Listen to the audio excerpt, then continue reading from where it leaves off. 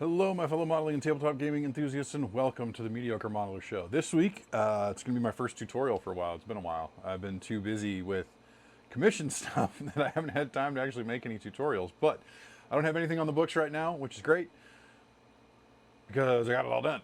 So now I've got time to work on all kinds of stuff that I want to do. So this week, we're going to take a look at my method for Slapchop, or Airbrush Chop as it's more appropriate in this instance. So I'm going to show you how to go from I don't have any pictures of it just in black primer, but I'm going to show you how I painted Captain America here for Marvel Crisis Protocol using just a modified Slapchop method. So without any further ado, let's head on down to the bench and get started. I start with some Vallejo Model Air neutral gray from the sides, then I move to a higher angle with some Army Painted Yeti white, and then to finish it, we're going to go from the very top with some Vallejo Model Color pure white. All right, so we've got our base undertones done. We started our airbrush chop, so we've done the most important part right now. Apologize that the time lapse went pretty quickly, but you know, it's just how time lapse goes. So you can see, if we look at it from the bottom, we've still got our black primer in the deepest shadows, and then we've got sort of our gray mid-tone, mid-ish tone, which is Model Air neutral gray. You could use something similar. I think cold gray from in the game color line I also use. Then we've got sort of a mid-tone, really midder tone, which I use Army Painter Air Yeti white. And then at the very top, and again it gets kind of washed out under the lights here, is just some plain white. So from here, the first thing I'm going to do is I'm going to do all the details that are going to be white, and I have to regularly refer to the box art to remember what all is going to be white. And so, apologize for the shaking paint noises. First color we're going to use is some contrast apothecary white. Kind of just establish a little bit of depth in the shadows. We're going to do this a little bit differently than I would with my normal painting white method, because I want to do something a little bit different with it. So just getting an old ratty brush for my contrast paints, which is what I like to do. I'm going to get some of that on the brush, and we're just going to go find those areas that are going to be white. There's not a ton, but we're going to start with that. So we're going to get sort of the portion of his sleeves. They're going to be white. Pardon me, gotta fix that. Shaky cam. Yeah, the microphone receiver decided to launch itself off the desk. It's in kind of a precarious position. I need to get some slightly more better equipment someday. Someday. And again, this is kind of the mediocre modeler method to airbrush chop and painting white. I'll have a painting white video out relatively soon-ish. So we're just going to start with, and this is just the first step. There's going to be sort of a several step process to this. I'm wondering how well it's going to work out, but generally works pretty well. Then we'll get the rest of the stuff. Don't forget the star on his chest, of course. And you can spill over just as much as you want. I mean, we're going to be covering this with a lot darker colors. Basically just going to do his whole chest with this. Or his abdomen, not his chest. I like that they use more of the comic style figures than the movie style, which there's probably a licensing reason for that. Just because the comic style figures are what I grew up on, especially with the X-Men. Being a child of the 90s. Which is why I'm on a mission to collect all of the Crisis Protocol figures of the 90s X-Men. I don't play Crisis Protocol, but I like to collect and paint. They're a lot of fun to paint, especially using this airbrush chop method.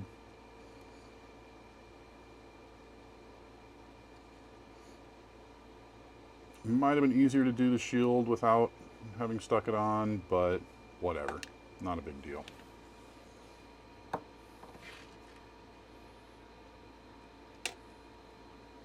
One day I'll figure out how to do this without knocking stuff over, sending things all over the place. Yeah, the shield actually looks pretty good.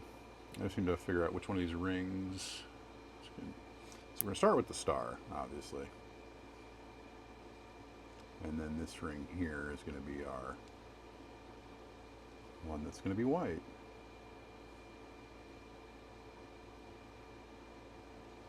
So this is pretty much your normal slap chop or airbrush chop method. I just like to throw on some additional highlights when I get done. So, okay, so we got it covered in the first layer, so we need to let that dry. So I'm going to set that off to the side to dry, and then we'll come back for our next color. So for our next step, I brought the palette back in so I could get a wash prepped up, because I'm doing a 10-to-1 mix of Lamy and Medium to Drakenhof Nightshade. So normally I would just use some straight Nuln oil, but I want to have kind of a bluish hue to my white. And Drakenhof Nightshade is very intense, very saturated. So I thin it out with about 10 parts of Lamy and Medium, and that tends to get it right about where I want. So now what we're going to do is we're going to take that medium, or that wash that we just mixed up, and we're going to apply that on the same spots that we just did our Apothecary White. You can see it gives just a nice little bluish tint to it.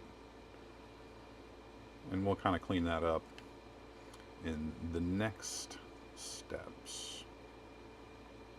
And again, you can still be kind of messy at this point.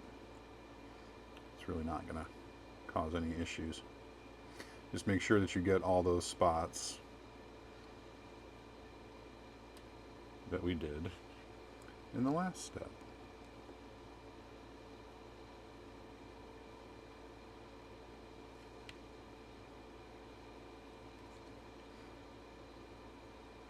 And then finally, right as we're just about to run out of our mix, get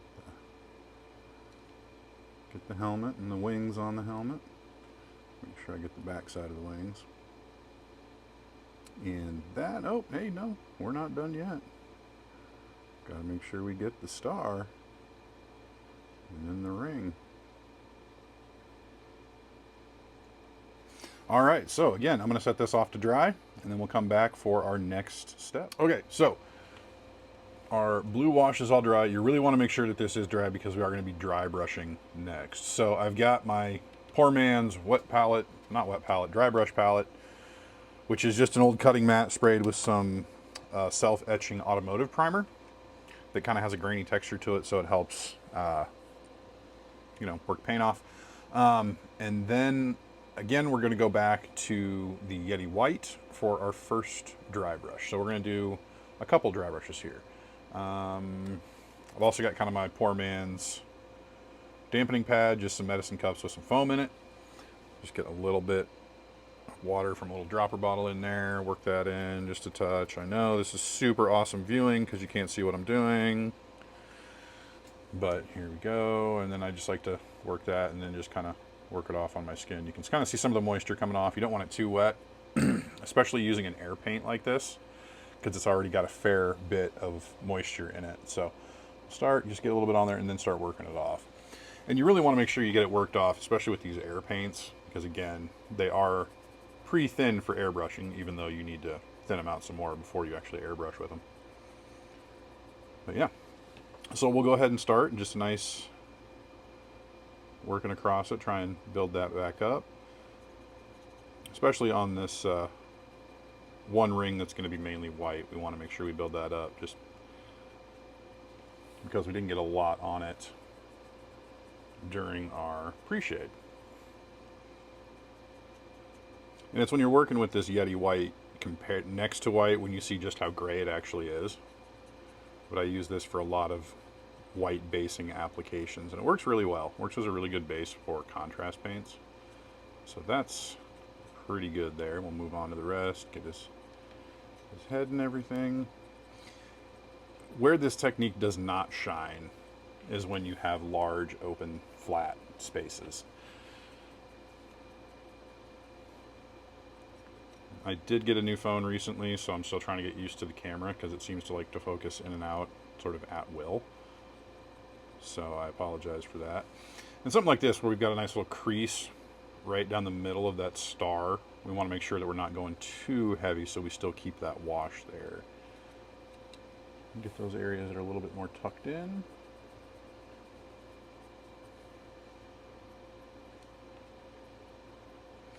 Just want to make sure that we're not losing any of our wash in those deepest recesses. Because again, this is just going to really be our mid-tone on this white. I'm doing this in real time just so you can see how quickly you really kind of can do it. But also, one thing that I just realized. So we're working on this piece of his lower back right here. When you get to this side that's kind of in shadow, I mean, still give it some color, but you want to be a little bit careful you don't overdo it, because that is going to still be in shadow. So kind of the same on his abdomen here. You know, we want to give it some color, right? But we don't want to overdo it, because then we're going to lose that shadow. And then when we come to our final dry brush here shortly, it'll kind of give you that idea. I mean, that's looking pretty good. You can definitely see we're getting some color built up.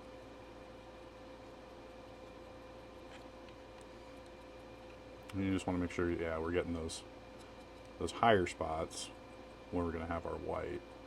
And this also kind of helps reestablish those highlights and shades that we might have lost applying the wash. Alright, so I think that's looking pretty good. So we're going to go ahead and move back to white. Again, just regular monocolor white. I like it. It works really well for a lot of applications. And we're not going to need much. Normally I would be wearing gloves. Get a little bit, because I don't like, see a lot of painters that just, you know, dry brush right onto their hands. There's not much there, so that's okay. I don't like doing that. I don't like my hands getting dirty. It bothers me. Always has. My older brother's the same way, which is weird. He's 8 years older than me. We didn't grow up together. He's my half brother. He had a different dad. He lived with his dad growing up, but the personality similarities between the two of us for having not grown up together are disturbing. We are, of course, very distinct individual people, but yeah, it's weird. Genetic memory, I tell you. We also share a lot with our great-grandfather, who neither one of us really hardly ever met. I think he died when I was only 3 or 4. But yeah, we get a lot of that from him. So we'll start with that. We'll start with his head. And of course, a lot of this is really going to shine once we get these other colors applied, which is always kind of the fun thing. And this is just a nice, easy, quick way. Of course, the Slapchop method is a quick and easy way to get stuff onto a table fast. But I like to take it just one step further when I'm doing stuff like this. So again, with our pure white, we just want to focus kind of on the highest sides. So we're just looking for the tops of stuff. And I want to make sure that's about as far as I want to go on that arm, because I'm starting to lose some of that blue wash. And even some of the spots are in shadows, just make sure we're getting kind of a little touch on them. And then we'll go ahead and get onto our star. Sometimes you will kind of leave, if a space is too flat, you'll kind of start to leave some of those dry brush marks, which you preferably don't want. I mean, you can kind of see it on that ring, but I want to make sure that this star is nice and bright. But what you can do, and what I probably will do off camera, is give it some edge highlights once we get done, just because it does really kind of help stuff pop. As you can see, you can definitely see that this shield has been dry brushed, and that's okay, because again, this isn't meant to be, you know, a tabletop winning, you know, a trophy winning tabletop model. This is just to have fun, paint something pretty quick, and just get it onto the table. I mean, that doesn't look too bad. It ain't perfect. And of course, we'll get his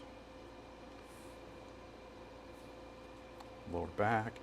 These I do want to pay a little bit more attention to and make sure that I'm getting a good white coat on them, since they are going to be white in the, well, like every piece we're doing at the moment is going to be white in the end.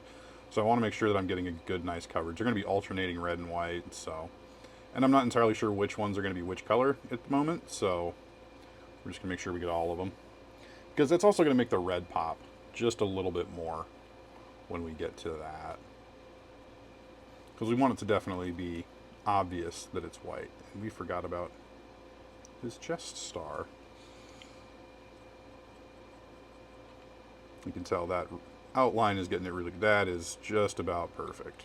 I don't think I want to risk doing any more to that. And then again, this area kind of in here, it's tough to see. I'm okay leaving that not as bright, just because that would be in shadow. Okay, so that's the white portion done. That's probably going to be the most time consuming to get built up. So I'm going to go ahead, I will get the rest of this painted off camera and come back when we've got all of our base colors on. Yes, I said base colors. So I'm going to go ahead and knock that out, and then we'll see you folks back here. Well, somehow I managed to lose the audio from this clip, but this is with all of just the basic colors on. So you could call this good. I mean, this is pretty good for a tabletop, but what I'm going to do is I'm actually going to apply some highlights. Just some simple edge highlights just to kind of make things pop a little bit more. I think I already did the white at this point, but we're going to bring some more life to those folds in the blue as well as the red. And then, of course, the black, and we need to do his little belt buckle. And what I ended up doing, a little bit of a very light dry brush kind of on his upper torso where all that feathery texture is, and it turned out really, really well, as you'll see once we get to the end. And then, of course, just paint up the base, and yeah, and then you'll be pretty well good and done. So we'll just enjoy looking at this for a hot couple of minutes, and be back with the final highlighted version. I didn't get the base done for this. And there we are, all highlighted up, all good to go. You can see it definitely adds a little bit something when you give it those highlights. But yeah, pretty simple process. I mean, I think, again, I'm probably into this figure maybe an hour and 20 minutes, hour and a half at the most. And for a game like this, where you only need, 5-6 miniatures, it's not bad. I mean, if you could do an entire Warhammer army like this, you'd definitely save a lot of time. It'd be kind of tough to do with Space Marines. Tyranids you could probably do, some of the other ones. But yeah, so this is the mediocre modeler method of Airbrush Chop. Well, it's as easy as that, folks. If you have an airbrush. I mean, you can still do it the old dry brush method. I don't like doing it with the dry brush as much. I feel like with an airbrush, the coverage is a little bit more complete, solid. I just don't like the streakiness of a dry brush, and it's kind of tough to get into some of those harder to reach areas with a dry brush sometimes, which is a little bit easier with an airbrush. So that's kind of how I prefer how to do it. And I've done it both ways. In certain instances, a dry brush is perfectly fine, but I find for myself that doing it with an airbrush just makes it a lot easier. I mean, I've got a whole host of, 32 mil characters already primed up, got the highlights and everything on, ready to go. I just got to start painting them. I'll hopefully get started on a few of them tonight. But yeah, so I hope that gives you a little insight into how I do it. Maybe you want to try my method and see how it works, and hopefully it does work out for you. So yeah. Don't forget to hit all those links down below. You can check out my social medias for the Mediocre Model Show and Mediocre Modeling Studios, as well as that Warlord Games affiliate link. Go get yourself some of those beautiful, beautiful Conflict 47 pre-orders. I've got my order in, spent a nice chunk of money. I'm going to get a lot of stuff. A lot. Like, a lot of stuff. It's great. Love it. Couldn't be happier. You can also check out the link for the Wisconsin Maritime Museum.